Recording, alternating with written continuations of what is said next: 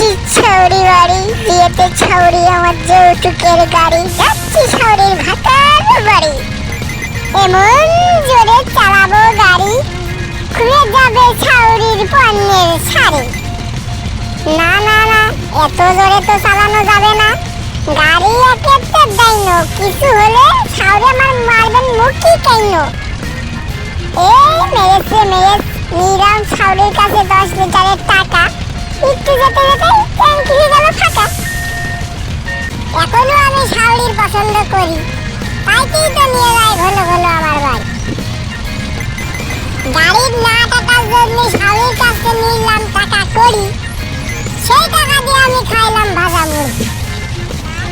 আমার শ্বশুর আমার অনেক গিফটে, গেলি ভালো মতো খাই দেবেন কিনা, দিয়ে গাড়ি করে উল্টে ছাউরির আটা খেলিয়ে